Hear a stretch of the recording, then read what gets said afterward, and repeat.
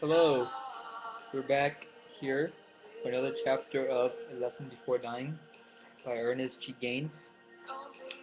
We left off in chapter 13 by we learned that he doesn't believe in God. Grant stopped believing in God when he was younger.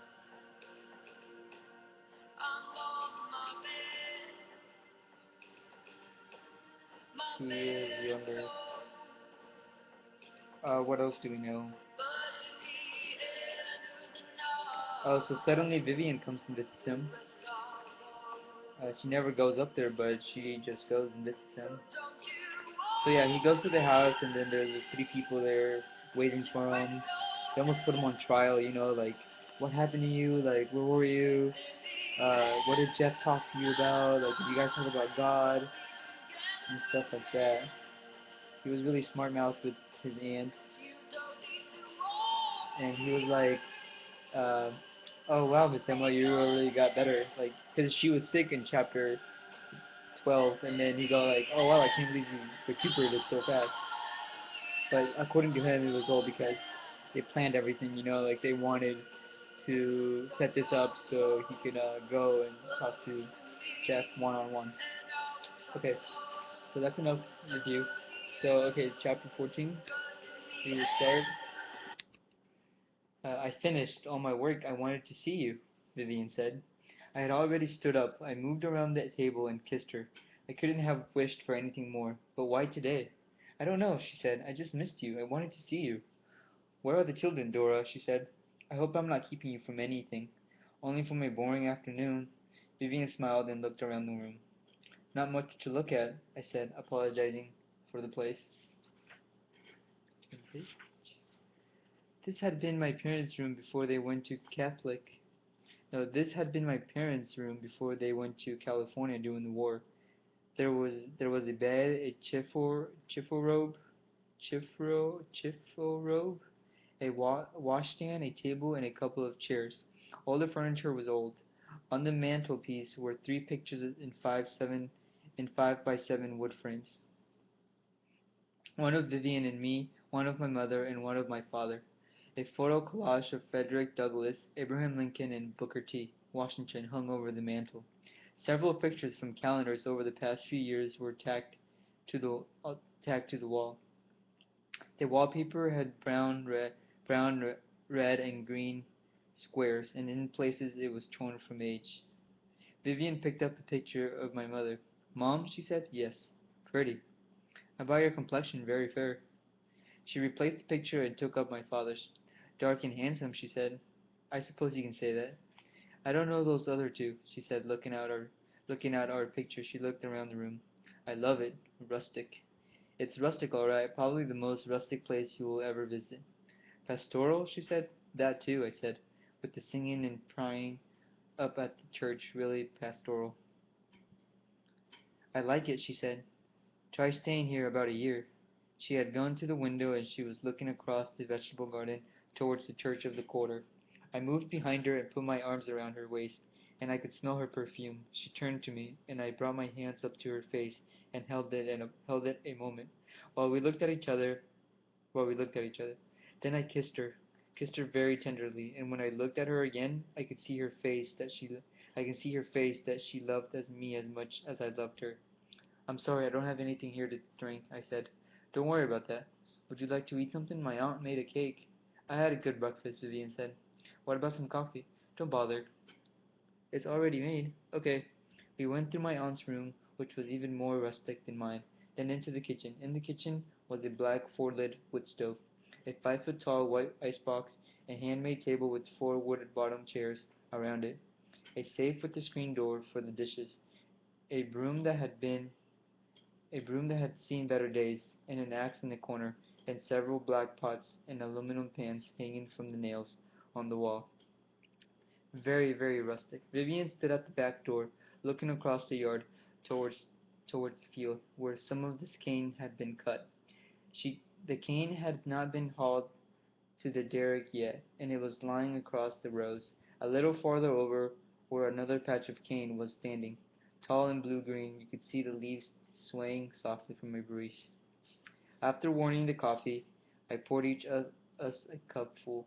I cut 2 slices from the chocolate cake my aunt had in the safe. Then we sat down at the table facing the yard and the field. It's really peaceful, Vivian said. Sunday is the saddest day of the week. Not for those who have to work in the field. It had always been for me. It has always been for me. You ought to find something to do on Sunday, like going to church. I didn't answer her. I know you believe, she said. You don't want to, but I know you do. The only thing I believe is in loving you. We finished our cake and coffee, and I put the cups and saucers in the pan of soap water on the window shelf.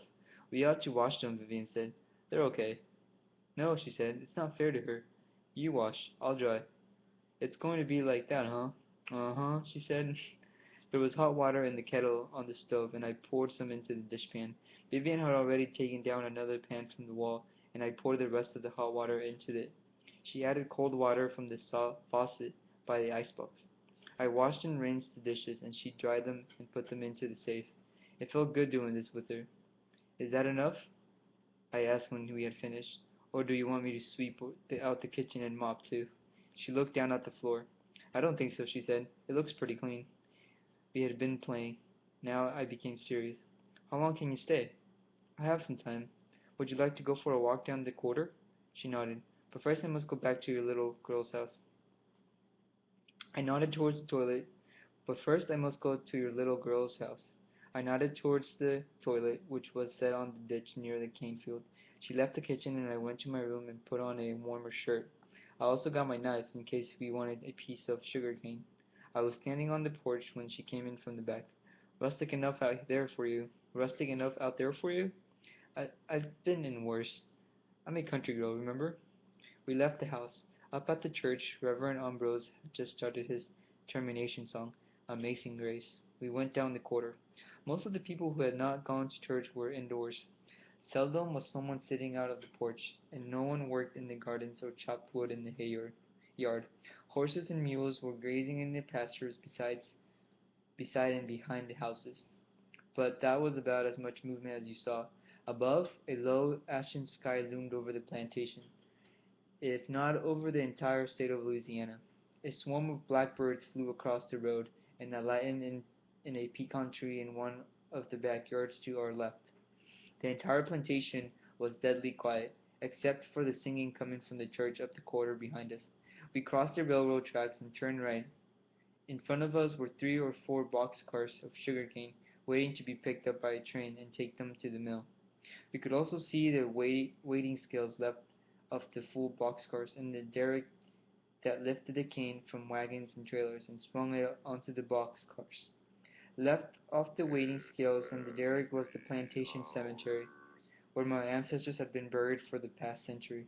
The cemetery had lots of trees in it, pecans and oaks, and it was weedy too, and since there were so few gravestones, it was pretty hard to see many graves from the road. It was pretty hard to see many graves on the road. Just before we came up to the cemetery, we turned left on the road that would take us farther into the field. This was Vivian's first time back here, and I told her that my people had worked these fields ever since slavery, and many of them were buried in the cemetery behind us. I asked her if she wanted a piece of cane, and she said yes. I jumped over the ditch and crossed a couple of rows until I found a good stalk. Then I came back to where she was waiting for me. I cut off the first 2 joints and threw them away. Then didn't look sweet en- that they didn't look sweet enough. Then I peeled the third joint and tasted it. It was good. I cut off a round and gave it to Vivian. She chewed it and let some of the juice run down her chin, the way a small child would do. The small child would not have been able to help it, but she could. I cut off a round for myself and chewed it. It was very soft, very sweet. We chewed cane and walked the road for at least 3/4 of a mile. Just before coming up to the gate that would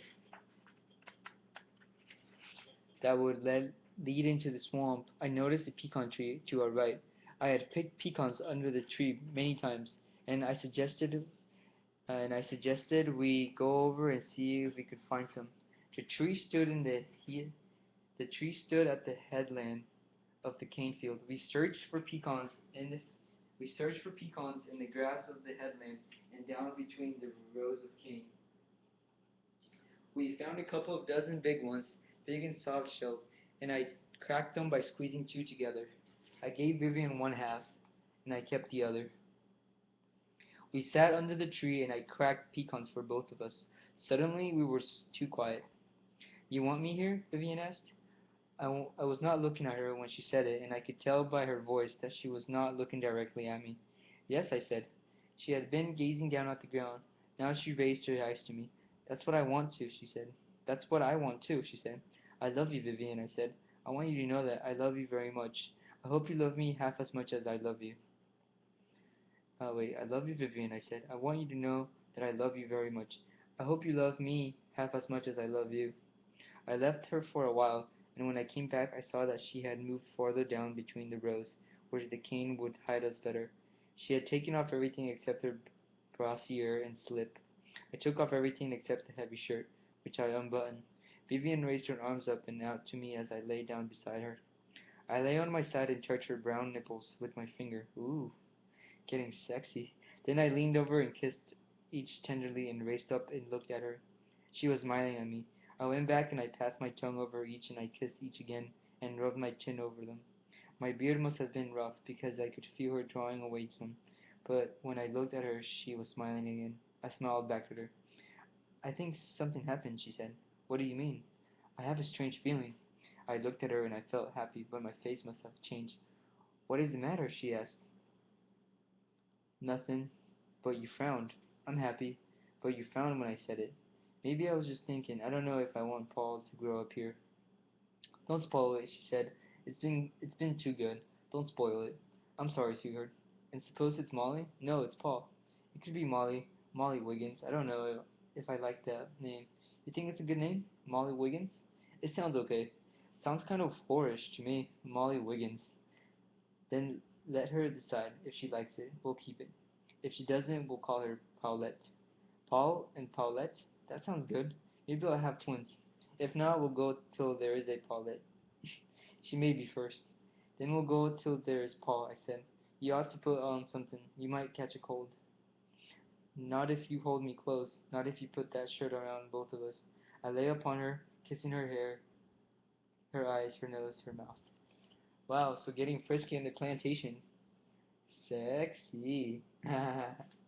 So Vivian and Grant have a good time, a really good time. So she wants to move with them. She wants to live with Grant. She wants to live with Grant. But then she is not sure. Girls are so indecisive. So they talk about their kids, like what their names are going to be. Um, so their relationship grows, I think. Relationship grows. Very strong, I think, and very like passionate. Like it wasn't very like, oh my gosh, let's have sex. I just need you. It was more like, I think. Well, it was a different time too. So people were not into like, oh, take your pants off and let's do each other. But it was very like passionate. Like she just took her clothes off and they just laid next to each other and they just like lay there naked and it was very like romantic. I think. Wow, what a couple. So I'm not sure. Is Vivian white? I don't know. All right. Well, that was chapter 14. Page 109 is the end of it. Chapter 15 starts on 110. Sexy time. I'll put that as the title of chapter 14. Sexy time in the field. Lots of nuts. Well, no, she didn't do anything to him. Alright, alright. So I'll see you guys next time. Goodbye.